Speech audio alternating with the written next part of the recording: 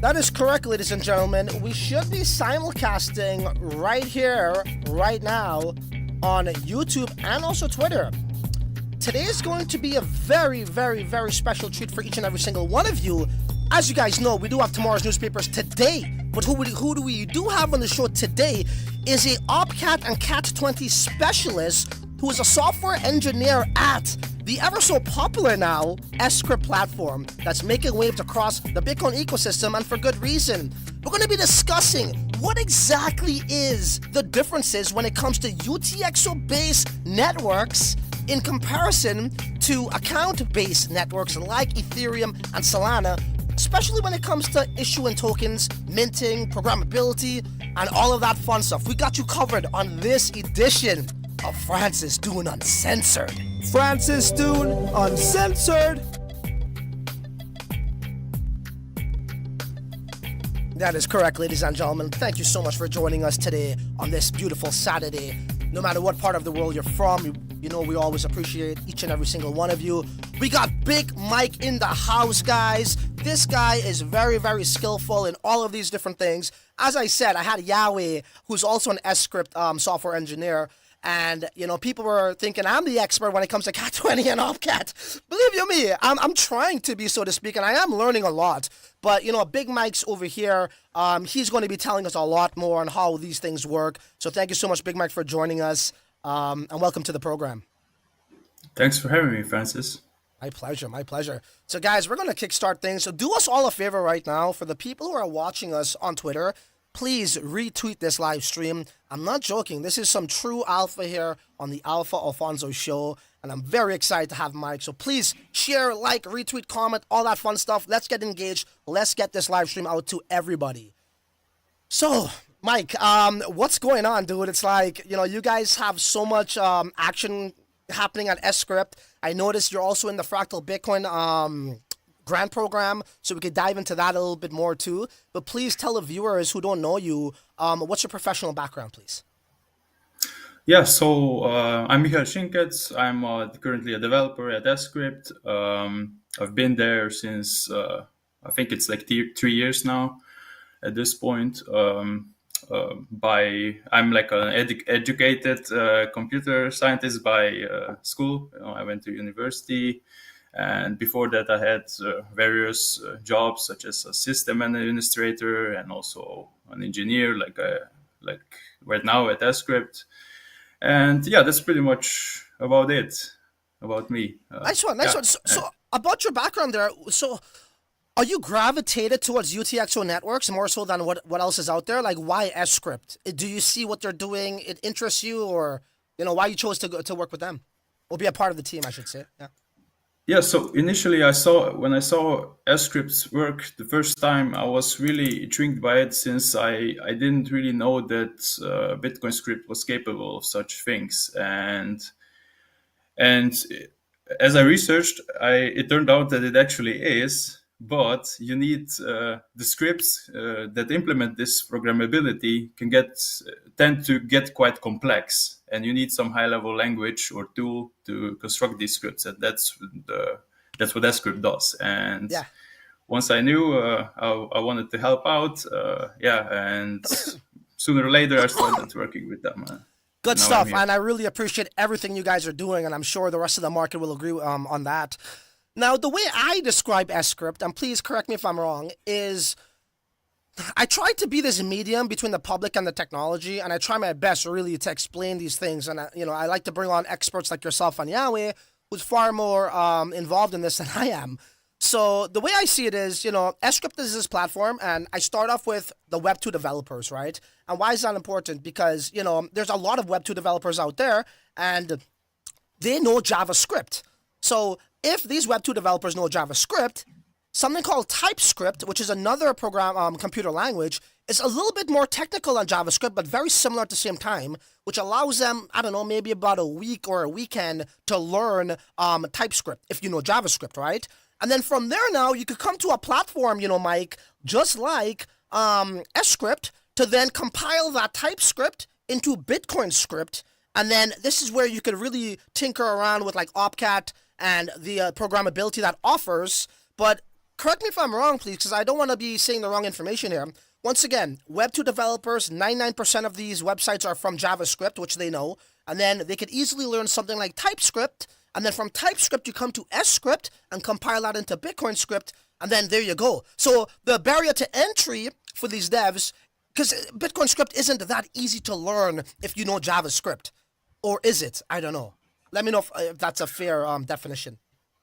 Yes, that's a pretty fair definition, like you explained. So initially, sCRYPT started out with a separate language. It was a separately developed language, and we found out that for most developers, this introduces a lot of friction, and it makes them harder to essentially adapt like a new language. So instead, what we chose is we took a look at the most popular languages out there right now, and TypeScript is pretty much on top among them right now, and it's also quite extensible, which was a perfect fit for us. So we built in like a little domain-specific language into TypeScript itself. So it's just TypeScript code with a little caveats, so such restrictions. So any sCRYPT code is valid TypeScript code, right? And nice. You can run it as Bitcoin script or in the node interpreter, which makes it really easy to debug. For example, you can hook up regular TypeScript interpreters or debuggers, I should say, and any other TypeScript plugins that you would like, and use it just like TypeScript. Nice one, nice one. So I was giving people the right information. Good to know. And but more further than that, it's like that's very powerful and important. Because if we could get these guys, I feel like these developers in Web 2, it's intimidating to try to learn this Bitcoin script code to get into Web 3. So if you have a platform like sCRYPT, that's going to really fix that problem. So good stuff there. Let's get into another question here and topic at hand. It's somewhat controversial for whatever reason, I don't know. But could you explain to us the CAT20 not being reliant on indexers? Like when you said that when people hear that, that's in the space, they think right away that's impossible. How is this, the case? We've never really seen this before, or never seen it before, not even really. And there are just, the way I see it is like anything new will be misunderstood. So please, drop the alpha. How is that possible, and is it even actual factual?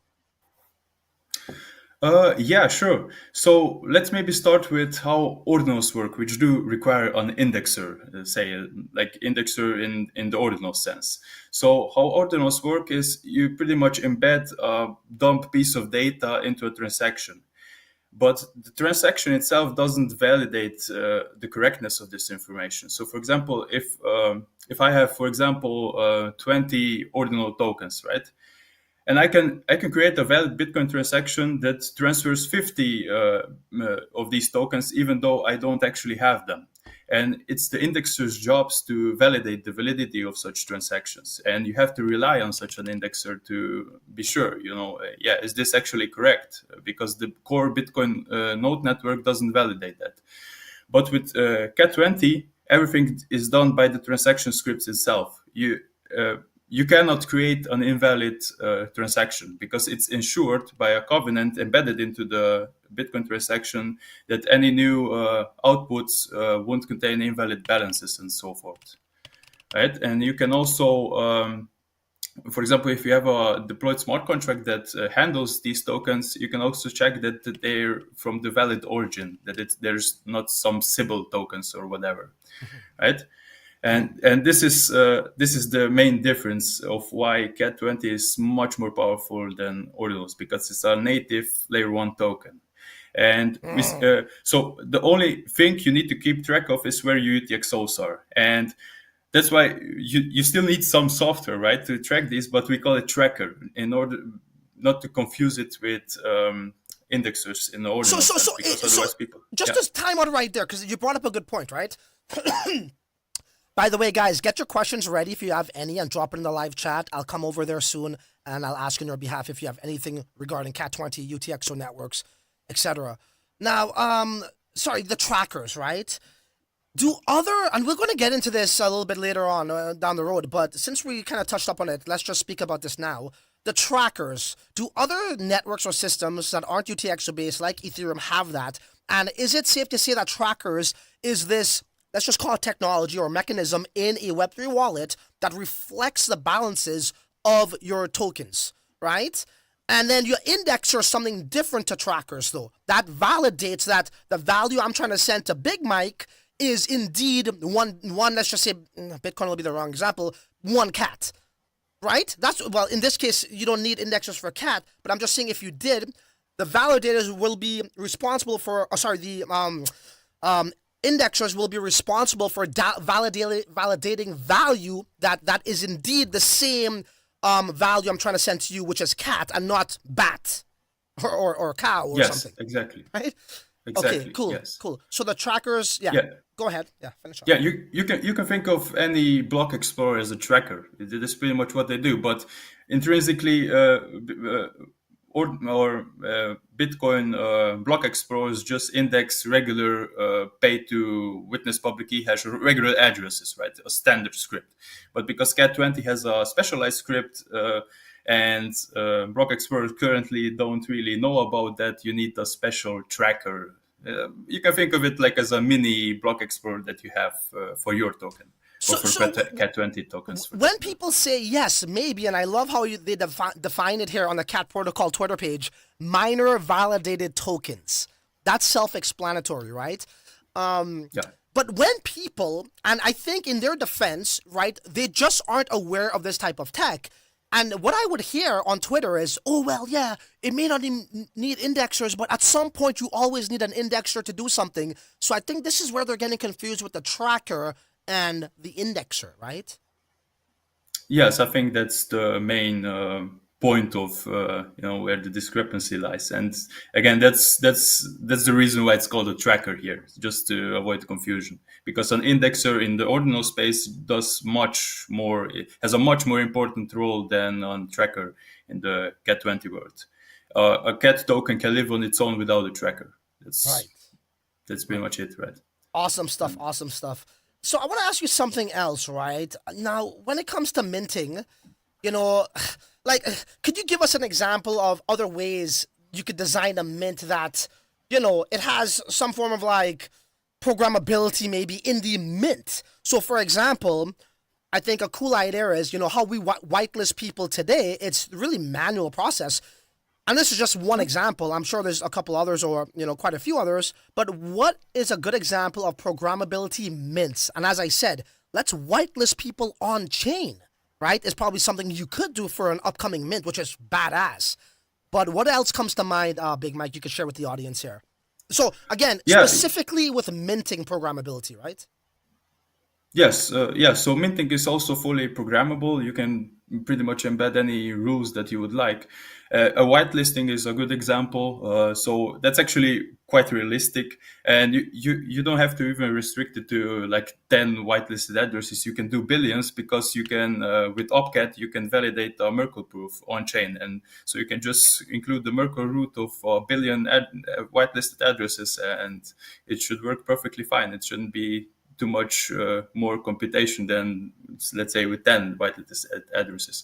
But yeah, you can do much more. One example that comes to mind is maybe you could embed proof of work into the minting. And oh shit! Oh yeah, what the hell? That's crazy. Yeah, which is just quite simple to do actually, and this could lead to You need to invest a certain amount of computation in order to mint a token. It becomes sort of similar to Bitcoin itself, right?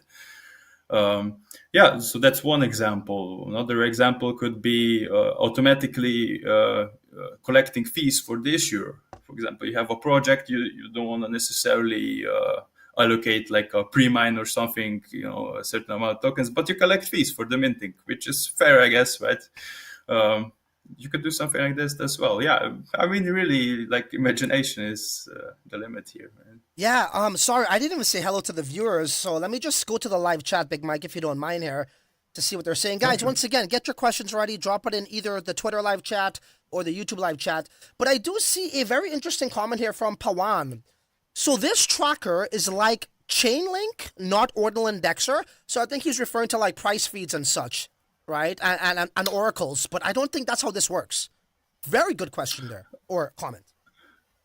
So yeah, it's not the. You don't have to. So it's not even an oracle. It's just a piece of software. It's just a wallet that keeps track of the UTXOs, just like any. Because for block explorers, right? If you put in a Bitcoin address, they automatically find each UTXO that this address has.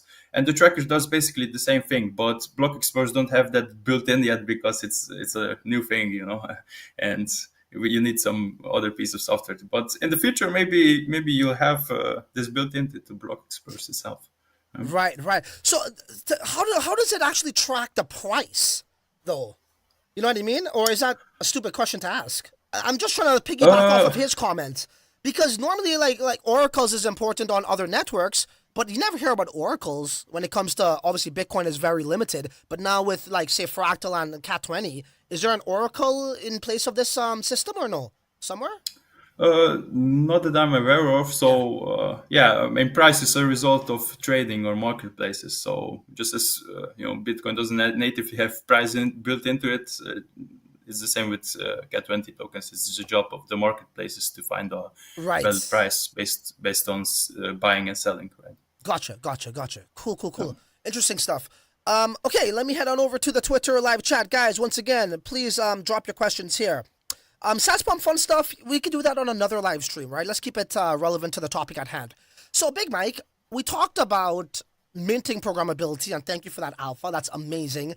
I don't know if you know this, but I am, the one of the two co-founders of Sats Pump Fun. So there's a lot of mints happening there. So already ideas is popping up in my head after your answer there. Not that we aim to be the first CAT20 DApp. That's not our goal. Our goal is to actually deliver a product that people want to use. With this really cool, interesting CAT20 and covenants and all those things incorporated. So that's what we're doing over there. So thank you so much for letting me know how that works from a builder standpoint. So yeah, let's talk more about the post mint programmabilities, right? What could CAT20 actually do post mint, if you don't mind answering that? Okay, sure. Yeah, just like mints, transfers can also be programmed.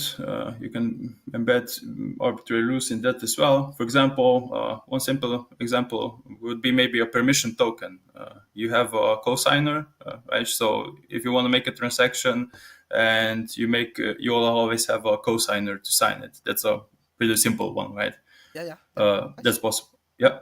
And yeah, you can go on to more example use cases. For example, you could create a trust fund, right? A separate contract which you deposit the CAT20 tokens into, and for example, you could time lock it because Bitcoin has unlock time built in, time locking mechanism, and you could leverage that in order to, say, lock your CAT20 tokens for 10 years, for Yeah, example, yeah. which is perfectly doable. And Nice. you can even do much more complex things such as AMMs. Yeah, the Yeah. whole Yeah. again, yeah, fully programmable. Yeah. Could you speak of the challenges maybe when it comes to issuing tokens for a UTXO network compared to maybe a account balance or sorry, account based network? Uh, well, the issuance The is reason why I asked quite that is simple. because Yeah. you need a UTXO, right? To actually get that token Yes. minted. You need to use a UTXO, Yeah. correct?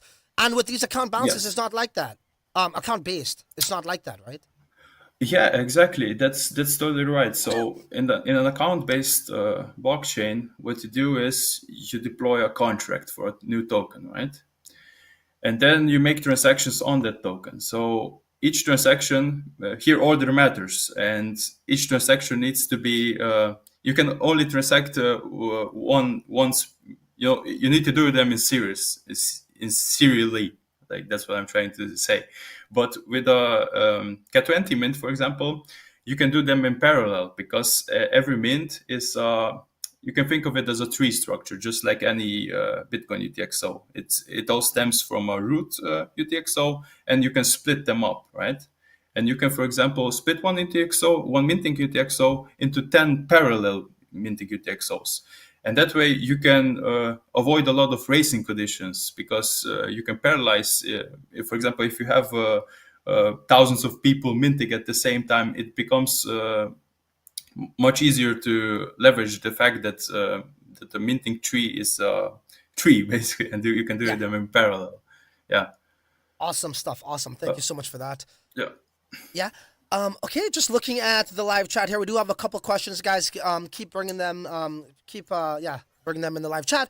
So, Big Mike, let's talk about just programmability in general. And what I mean by that is actually like, what could we do here with OpCat CAT20 in comparison to all the DeFi applications we see in crypto?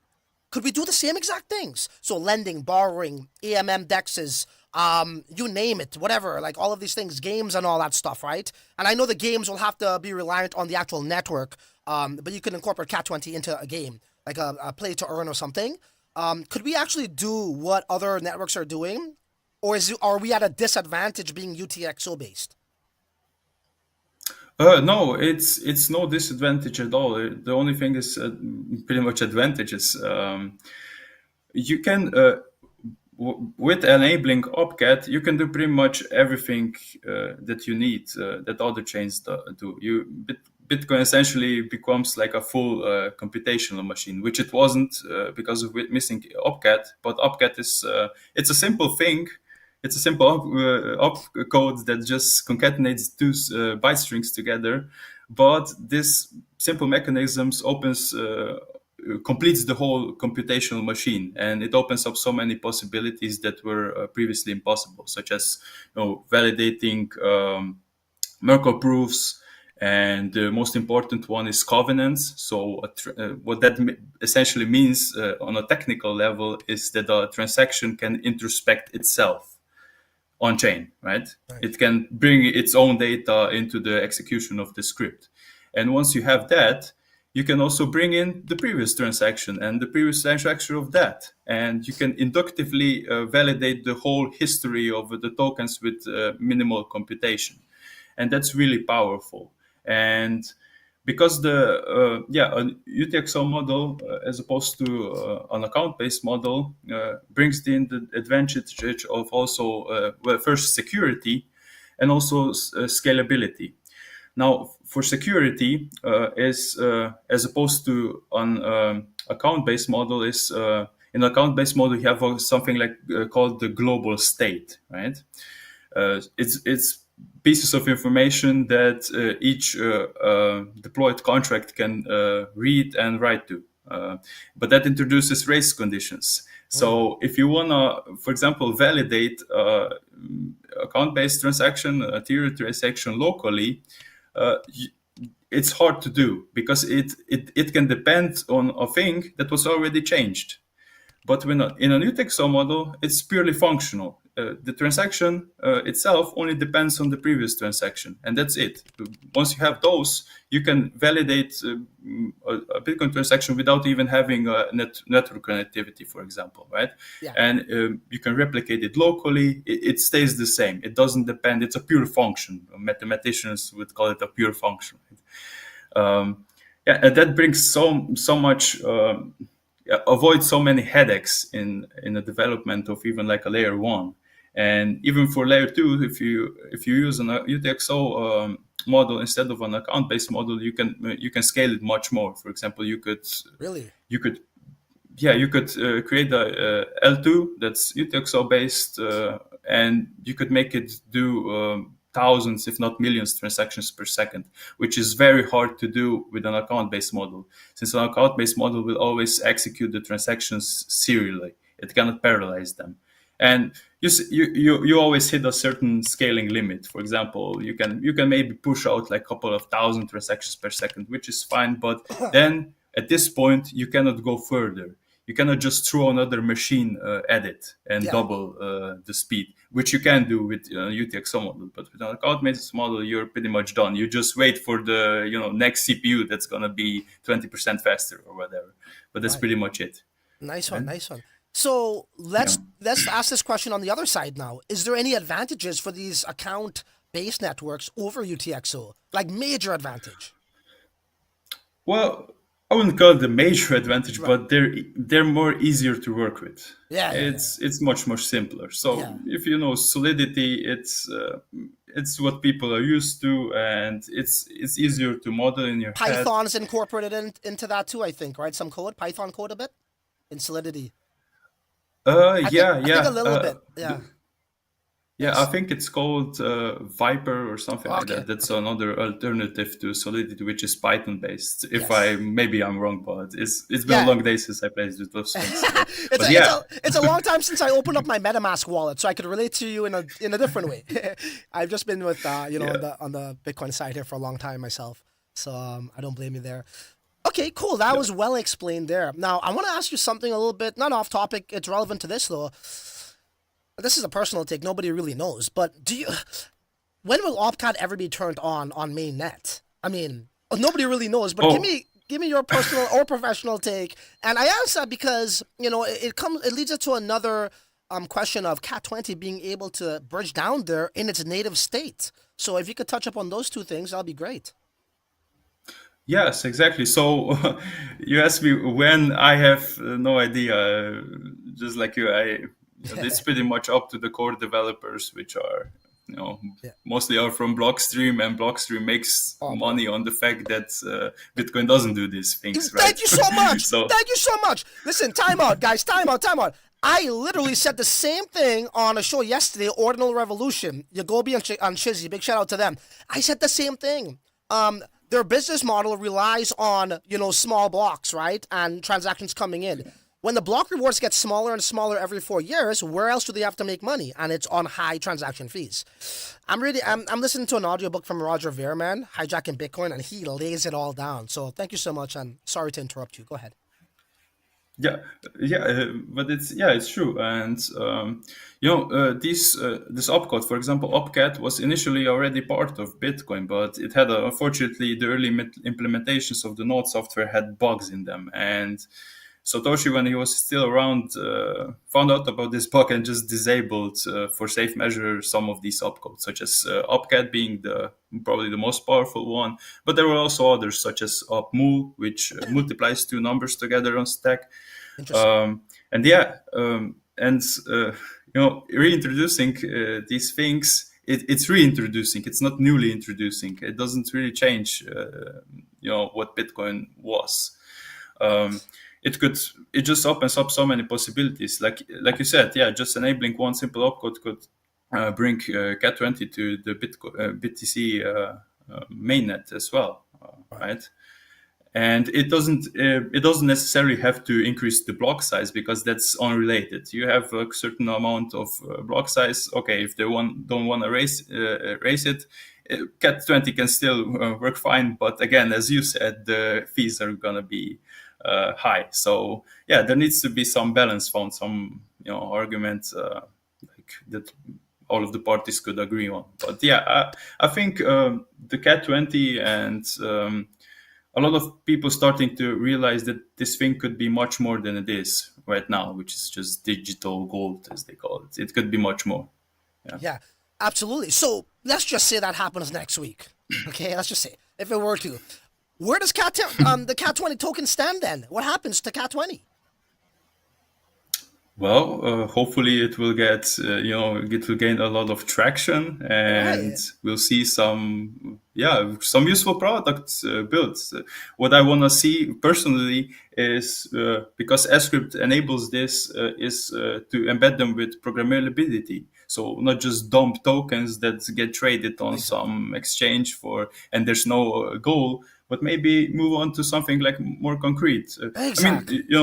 It's about all of time. the It's about yeah, time all now. of We the move on. gambling has its place. It's fun, but it could do much more. You can issue, for example, a stable coin using CAT20, or also real world assets, tokenize them and use them something, in a more production grade use case, if you see what I mean. And that's what I want to see personally. Yeah, exactly. So for me, I don't know if you know this, Mike. Probably not. It's a well kept secret. Let's just say. So I actually created, and it's the truth, right? People could fact check this if they want. I actually created the first ever utility token on Bitcoin. It's the truth. It's called Shint BRC20 token. And the problem we had with BRC20s, it's not really a problem, but the annoying thing about it was transfer inscriptions. We built a public inscription tool that allowed people to inscribe these assets on layer one without paying Bitcoin, but with this BRC20 token, right? Why is that important? Because why are you wasting your Bitcoin bullets on inscriptions when you could pay with a BRC20 token, but also you get 60% discount off of your inscriptions, which is very valuable to the end user. But we also automated the transfer inscription, Big Mike, in the same block as the token balance state that's sent. So it's like a chaining aggregated mechanism we created that has a transfer inscription, it has the token balances. Normally, what do? You need to create a transfer inscription first, it arrives in your wallet, then you could issue your token balances to whatever wallet. But in this way we did it, where it actually automates both in the same block, and it's sent. So yeah, I was always, the reason why I bring that up is not to flex, but it's to say that how I always was a utility guy myself too. And I'm just like you guys on the sCRYPT team, I believe, where I want to see some more interesting things happen. And I feel as though the experimental days are over. BRC20, runes, all of this other stuff, right? Now we got something here we could actually work with. And I always say, Mike, it's like if the future is uncertain, you create your own future. And that's what I see with these sort of like Bitcoin compatible chains turning on OpCat and doing their own thing and, not waiting for some higher power to say, all right, we'll turn it on now because we feel good in the morning today. You know what I mean? Which is Blockstream and them guys. So, and it has been centralized Bitcoin, okay, because of that. Very much so. And these guys have the power to do what they want, really. But yeah, so that's how I see it happening right now, and it's a great thing, We got the guys at, I think it's Ordinal's wallet, Fleur.gg, they're creating an order book for, that's CAT20, right? That's where they call it the miner exchange, because miners are dealing with these things, right? No indexers. And I'd love to see that come to market at some point. So once we have that going on, I see a world of CAT20 tokens being so interoperable, and it's like a unified order book, that, and somebody else could have it on, like, say, Bell's Coin, which is another UTXO network that supports going to turn on OpCat. They could have something going on over there where we're having these same tokens being traded on different networks, right? So that is a very, very, very impressive, characteristic, so to speak, I believe. So yes, and because these chains are all Bitcoin based and they use the same hashing algorithm and the same block header structure, it means that you can, for example, validate a Bells transaction on Fractal, or a BTC transaction on Fractal, or vice versa if BTC would have OpCat enabled. And this also opens up many cross-chain interoperability. And it's like native cross-chain interoperability. It doesn't rely on some third-party service that you have to trust to be valid. It literally blew my mind when it dawned on me. I think I was in the shower. Sorry for the visual, everybody. But literally, I was like, but wait up. If OpCat is turned on, this could be sent down there in its native form without being wrapped. And I was like, is that correct? So when you start to like get interested in this topic here, and then you're doing your own personal research, and then your own thoughts are formulating, you know what I mean? And you're like, I wonder if that's true. Yeah. And then you find out it's true. It's like, holy crap, it clicks, it sinks in, right? Yeah. So sorry about that. So we do have about over 700 people altogether watching us on Twitter and YouTube combined. So that's a nice crowd. Thank you guys so much for joining. Wow. Let me head on over to the live chat here on YouTube. I did see a question, if I could find it. Right, hold on, sorry.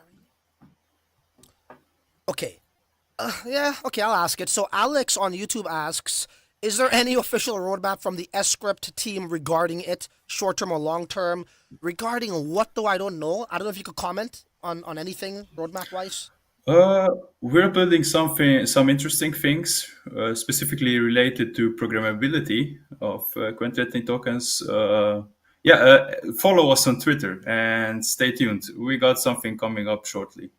Awesome. So, okay. Yeah, no problem. Thank you. Yeah, I had to put you on the spot, Big Mike. All good. So I'll ask you another question here. So I do see many teams trying to bring like an EVM feel to Bitcoin. I just don't know if this is possible in its natural state or whatever. But let's just kind of like revisit that question where we're talking about the UTXO versus these account-based networks, right? Like I don't think I asked in specific though. Is that possible though to have that EVM sort of like style in Bitcoin? Well, OpCat makes it possible to validate validity proofs on script. So that's ZK Stark specifically, which have runtimes for EVM in them. So you can create layer 2s for PTC that run EVM on them, right?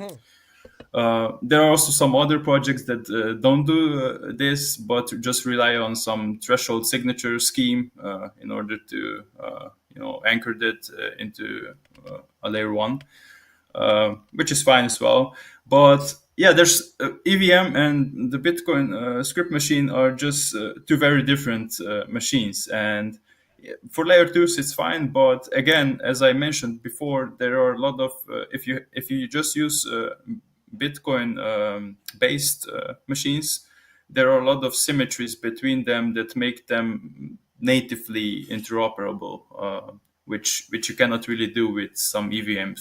For example, you cannot natively introspect Ethereum transaction on Bitcoin, or it's rather hard to do. But it's pretty much trivial for any Bitcoin based transaction. Anything you see out there that's being underutilized that people should probably be, builders should spend more time on? Anything at all? I don't know if I'm putting you on the spot, but sorry.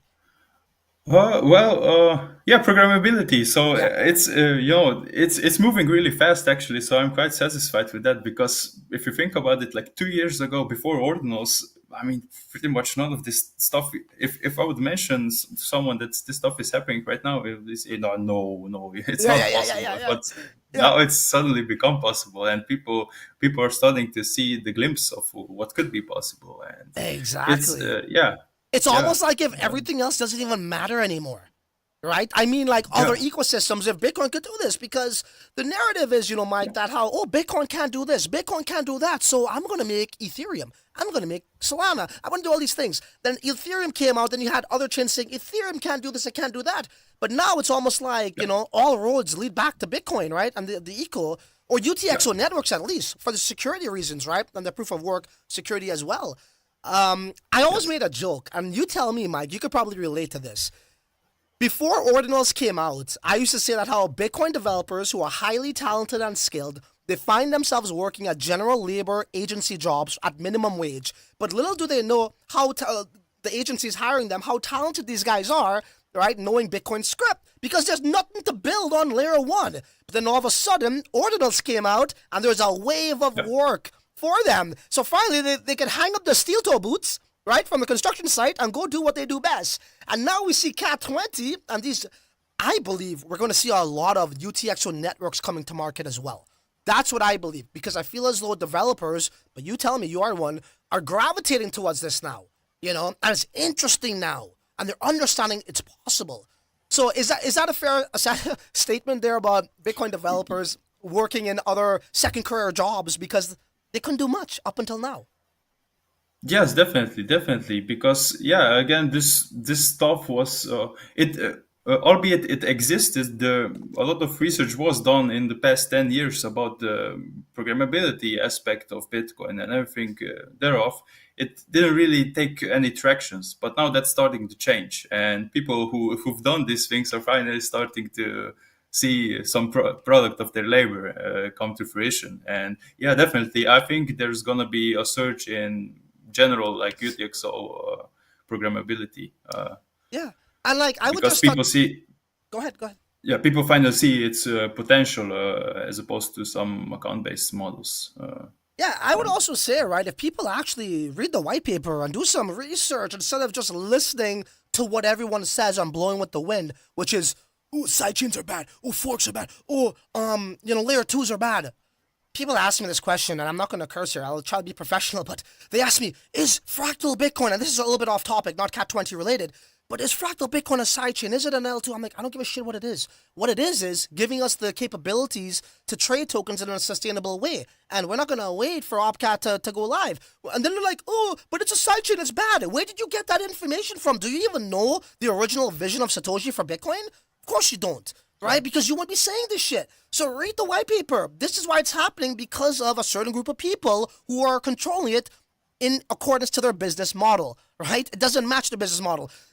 And like, they did a good job, right? I'm talking about Blockstream and them guys of changing the culture, man. So when newcomers come in, this is what they have in their head. It's very similar to like, when I was going to school and I was hearing about Christopher Columbus discovering this, discovering that, the conquistadors, and then when I grew up, I realized they actually raped these native Indians. They brutally beat them up, killed them, tortured them, and then took their land and put their language on them. So I was like, how come that's not mentioned? But the culture today is like, it's Canada, it's America. But what's the history? What's the truth? That's kind of like this now. When newcomers come in, they don't even know the truth.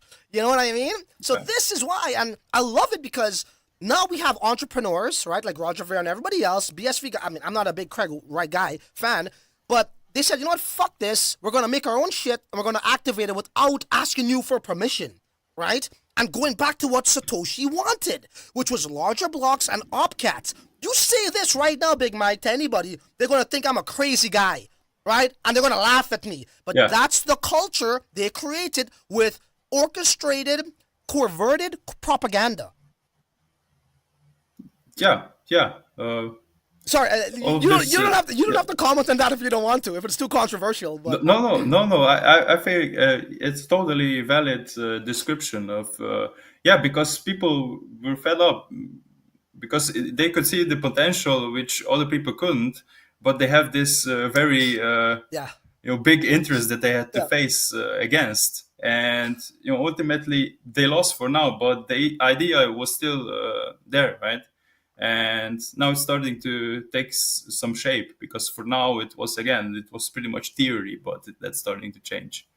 Yeah, we have a very, very, very good question here, Big Mike, and I'm sure you'll appreciate this. So Claudio M says, I got a question. What is the biggest technological advancement being done via OpCat or CAT20 versus other meta protocols or even layer 2s on Bitcoin, and how it will be easy, the life of crypto degens? I think that's improper English, but he's talking about what's the big difference between CAT20, OpCat compared to everything else we already saw on Bitcoin. So maybe runes, maybe BRC20s, maybe atomicals, CBRCs, whatever, just everything else. Why is this the one? Because none of them were native layer 1 tokens. They weren't miner validated. That's pretty much the reason. Just stop right there. That's all we need to hear. Just that one point. That's it. And we could talk about no indexers needed either. I also like what's really cool, and I'm sure the degens who are watching this right now could agree on this. One thing that we painfully disliked was, when you're trying to mint tokens on layer 1 and you get front run, you pay the miners, SavvyB goes up, and then you're dishing out like $600, $700, $800, $1,000, and then you lose that, and you don't get no tokens. Yeah. What's beautiful about CAT20 is you will never lose the fee of that network. So let's just give Fractal Bitcoin as an example. You're paying the miners an FB. You will never lose your FB, or it wouldn't be taken out of your wallet. If you were to get front run, the FB will remain in your wallet, but as long as the transactions goes through, then they take it. So you can never lose your fees. That is absolute game changer. So people will never lose $700 worth, $1,000 worth to the miners like that. That's another big difference, I believe, as well. Exactly, yes. Yeah, because the transaction, if you get front end, will just get rejected and you don't lose, and nothing will happen. Yeah. Exactly. Okay, let's move on. Let's move on here, Mike. So what does the future look like for CAT20 in your humble opinion? And I ask that because we're seeing things slowly roll out, and I look at that as a very organic event happening, right? This thing took everybody by surprise, CAT20. Everybody. Developers, people, educators like myself, everybody, the entire market. And I see us right now slowly building out things like, say, wallet support. .swap is doing a great job with their V3 EMM swap. I'm trying to build a DApp myself, and all these other things happening here. So, yeah, what's the actual ultimate goal, and where do you see us in maybe a year from now, after all of these foundations are poured and built out? Oh, well, the ultimate goal is obviously getting OpCat enabled in BTC mainnet. That's the main thing. But even if not, there's a lot of still possibilities, but you need to build out the infrastructure around that. So, now we got the OpCat protocol, and we got some actual tokens, and you got some great tools, such as, for example, .swap, right, which is quite a polished tool. But I would love to see some a lot more of these infrastructures around that. So specifically Oracle's integration of Oracle's into all of this stuff, and better APIs, and also some real world use cases of these tokens. So not just meme tokens, which is fine. It says its own traction, but I would like to see something more concrete and Yeah. trading these at scale. So not just not being limited by a couple of transactions per minute, I guess, but Yeah. but doing them really scaling it up. So that's a ultimate picture. Yeah, I agree. Of I what I agree. I want to totally see. agree. Yeah. Awesome stuff. Thank you for that answer. Let's talk about something else. I noticed, I seen. I don't know if you know about this or not, but the CAT721. Are you familiar with that? Yeah. I haven't really looked Yeah. into that side of things. Could we make some comments on that? Like, what does it do compared to regular NFTs, if you don't mind? So it's just pretty much it's just like a CAT20 token, but it's unique. Each token is one. It's one unique item, and yeah. But the spec isn't released for that, so we'll see. Yeah. But judging by the name alone, because you have the equivalent on Ethereum, 721 for NFTs. Yeah, it's just the NFT equivalent of CAT20. Thank you so much. We do have Zish. Sorry, guys, I'm under the weather a bit. We do have Zish saying, this is a breath of fresh air as we are creating a space away from gatekeepers. It's all about adoption and competition is healthy. Well said there. There was a question as well. Okay. Have you considered collaborating with, oh gosh, I'm not going to ask that, but to leverage. So he's talking about AI and oracles. Could that be incorporated in any way with CAT20? Sure, yeah. I mean, yeah, AI is everywhere these days, right? I mean, Yeah, that's yeah. true. Yeah. Sorry. So this is a very interesting one. So Crypto, thank you once again, Crypto, for supporting the channel. You're always here for each live stream. I really do appreciate you. sCRYPT atomic swaps. The alpha is out the cat. Hey, the cat is out the bag. Get it? The cat's out the bag. Is that the alpha you're trying to hide from us, Big Mike? Because I think we already hopped over the fence and took a look and hopped back, and ran away in the headquarters of Oh, sCRYPT. atomic swaps. Yeah. Yeah. Okay. Yeah. Well, I'm not sure where we are with how much I can say, without Xiaowei getting mad at Gotcha. me. So, Okay, how about this? Let's talk about, if you don't mind, let's talk about just that tech. What is atomic swaps and how is that different to regular trading, right? I believe that involves interoperability, yeah? Yeah. So an atomic swap is just a swap that's enforced by the miner network, as opposed to doing because for now in Ordinals, for example, it was done by partially signed Bitcoin transactions, PBSTs, right? Gotcha. Which is you would create a Bitcoin transaction that isn't fully signed. It was only signed by you, and you would submit it to some service, and then the other party would confirm, and that's how you do the swap. But with an on-chain atomic swap, you don't need this third party to keep track of the transaction. You can just you can do this swap without even interacting necessarily between the two parties. Yeah. Amazing. Thank you so much. Yeah. Thank you so much. Okay, what other questions we have? Guys, I'm done with mine. We will be wrapping up shortly. We're hitting the 1 hour mark. So if you have any questions, now is your time. Because you guys like to ask me all these questions. Right now, we got the actual expert here. Now is your moment, if you got anything going on there. So, yeah, what else we got here? Let me head on over to YouTube. I saw something. Another one from Claudio. So I think he just answered that. Let me just read it anyways. What about interoperability with other blockchains or even protocols? I could probably answer that. Let me act as the expert here. So I believe now, in order for CAT20 to be interoperable with other networks, it first needs to be UTXO based, number one. Number two, it has to also support sCRYPT, yeah? And then lastly, it needs to have OpCat enabled. Once a network has these things, I believe CAT20 could be sent over there, yeah? Yes. Big Mike, yes. right? Yeah? Yeah. Do Yeah, you have yeah. any experience with BSV in terms of if I were to ask you this question? Because I hear this a lot. People say, hey, all these things sound cool and nice, with OpCat, but doesn't OpCat already reside and enabled on BSV? Why isn't this on BSV? Now, I'm not too sure if BSV supports sCRYPT, and I think that's the reason why. I don't know.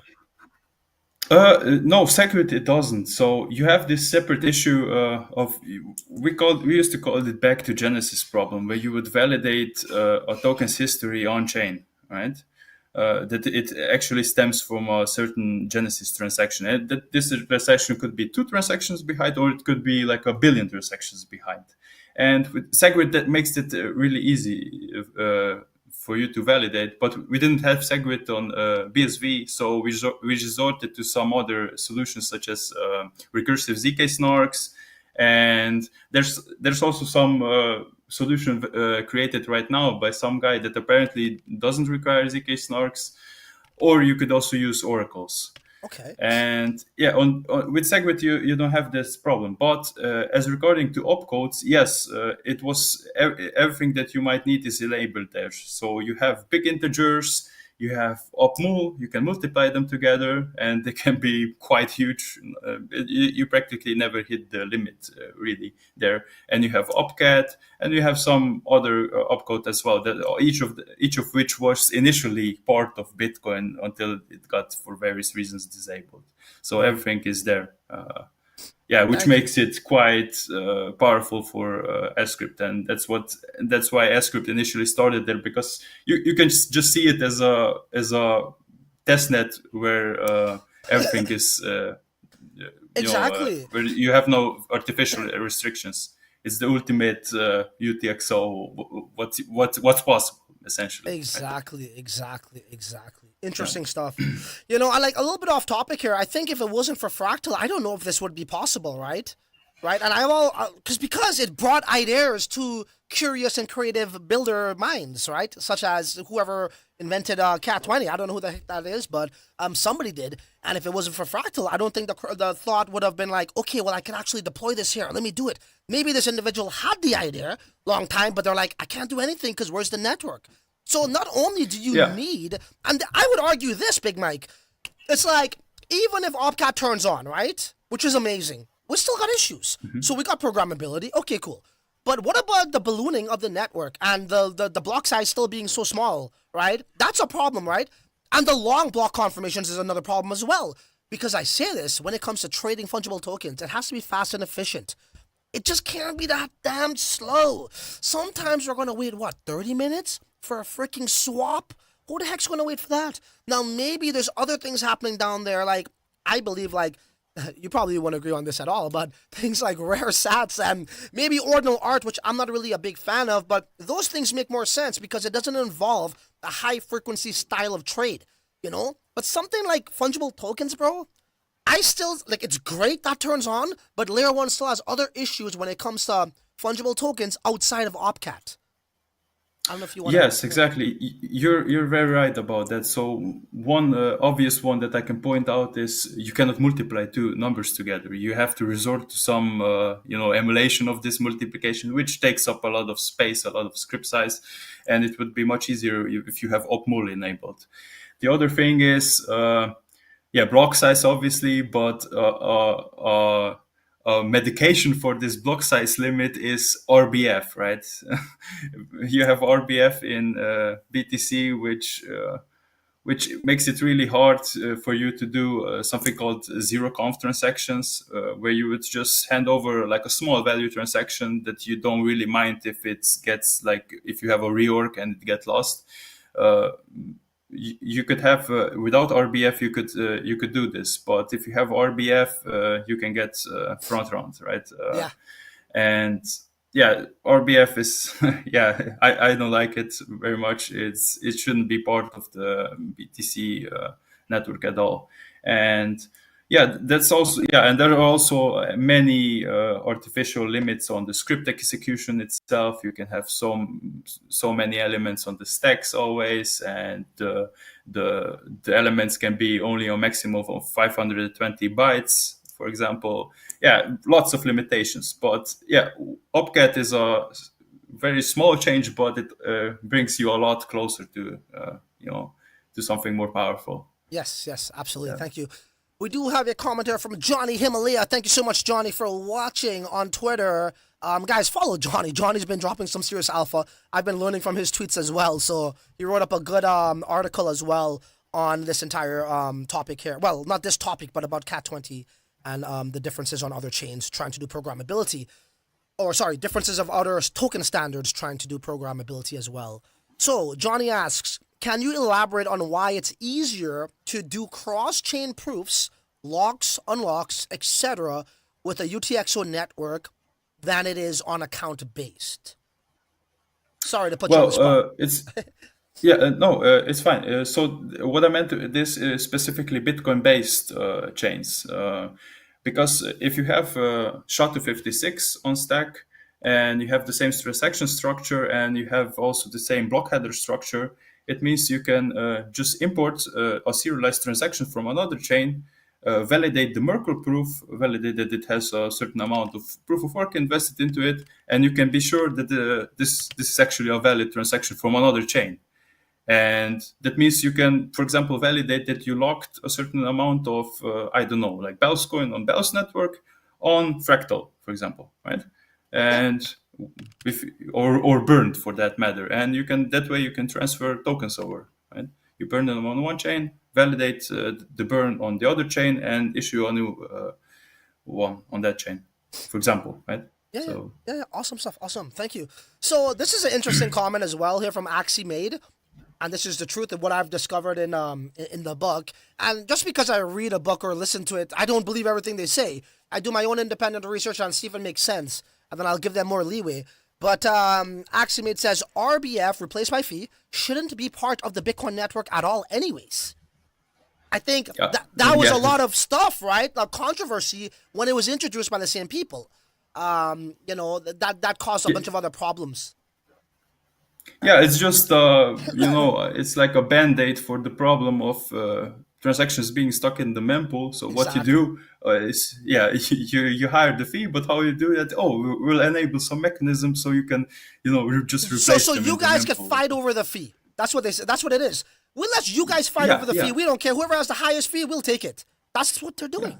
Yeah. That's but that messes up the whole system if you think about it, because how can you, for example, if you have if I hand you offline for transaction, for example, you can validate that it's a correct transaction, that I actually signed it and everything, and you can broadcast it, but from then on you cannot rely on it, because I can just simply replace it by another transaction that pays some other guy or me back to myself, right? And that makes zero conf impossible. And RBF, I agree that it's a mistake. Exactly. Okay, so this guy's spamming. You obviously missed the question, but just because I'll be nice here, I'll ask again. Sorry here, Big Mike, but Moments is having a fit in the chat. He asks, can CAT20 be better than ETH? Well, somebody's a little bit biased. So you want a biased opinion? Okay, go ahead, Mike. Sure. Because Bitcoin, it's Bitcoin based, and Bitcoin is, I'd argue, objectively better than Ethereum. Exactly. So I want to ask you, Moments, what do you think? Can Bitcoin be better than Ethereum, or is Bitcoin better than Ethereum? If you said yes, and there's your answer. There's your answer. Yes. Okay, cool. So we'll take one more or maybe two more, and that's it, guys. We're at the 1 hour mark. I can imagine how busy sCRYPT and Mike is, and really appreciate him taking the time out of his busy schedule for us. Any other questions, guys? No please. Actually saying Big Brain Mike, not Big Mike, Big Brain Mike. Dude, I want to steal you away from whatever you're doing and come on over to what I'm doing and help me out. I got to talk to Yahweh about that. Let's see. No, I'm joking. Yeah. You will talk to me. Okay, so what do we got here? We got one last question here. I don't know what it is. I'll just ask. I just see the question mark at the end. I've never seen a token have a higher market. Okay, so that's not for him. I'll answer this. I've never seen a token have a higher market cap than its own blockchain. Do you think that's reasonable for FB undervalued? So you guys are looking at CAT. It's out there. Every single token is circulating. So people are comparing the fully diluted to the circulating market cap of FB, which is subjected to the person who created those token economics. If FB, everything was circulating, right, it's a way higher FDV than it is for CAT. So that's the design of token economics that FB did, Fractal Bitcoin team did, right? I think it's about 1 or 2% of the supply circulating right now, right? You guys are looking at that market cap compared to the market cap of CAT, but CAT is fully diluted. You know, it's all out there. So you can't compare a market cap to a fully diluted valuation. It's going to give you the wrong number. So, and again, this is what people are just saying, you know. And Mike, just one more point here. You know, there's a lot of people who are, you know, interested in a particular industry, right? So layer one. And they have their reasons, whatever, and they don't really want to see something do well that's outside of that, which is like what we're seeing over here with Fractal and even CAT. And I just feel as though, I feel as though they're complaining about things like this. Oh, look at FB, it's lower than CAT, and that's their FUD. I'm like, when you are all in on one side, you're blinded by narratives, and you're looking for any little thing to nitpick, and you'll make something out of nothing and call it a problem. And that's what they're looking at. But meanwhile, the freaking network works beautifully. It's cheaper than what we have on layer one, you know, and I'm just going to throw this in there. People made some good money already. But you know what I mean? So if the network was broken and it's not working, I could say they got a good, they're rightfully so. It's warranted. But the pizza swap, Big Mike, I'm calling it pizza flop. That wasn't good. You know, and everybody, if they were talking bad about pizza flop, I would have said, hey, they got a good point. But they're talking about the price of a coin that only has about maximum 2% of the supply circulating. And that's their FUD. And that's the reason why everything sucks here for Fractal Bitcoin. It's a joke. So anyways, you don't have to answer. That's just me. Yeah. Oh, if you want, go ahead. Yeah. I have a comment. Yeah, like why wouldn't it be more valuable? I mean, you can just look at Fractal as the host, as the fuel that runs these transactions. But you have an asset issued on the chain. Okay, I mean, ultimately the network profits. You got more transactions, got more fees. So what if it's more valued? Then Exactly, it's good for both parties. I mean, that's the logic. For example.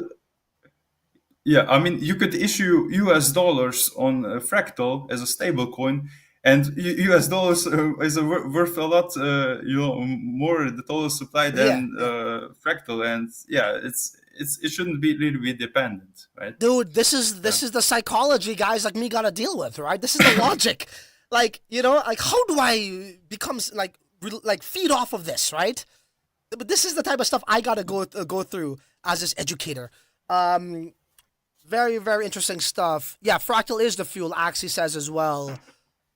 Cool. Yeah, okay, guys, look, I think we're going to wrap this up here. We just crossed the 1 hour mark.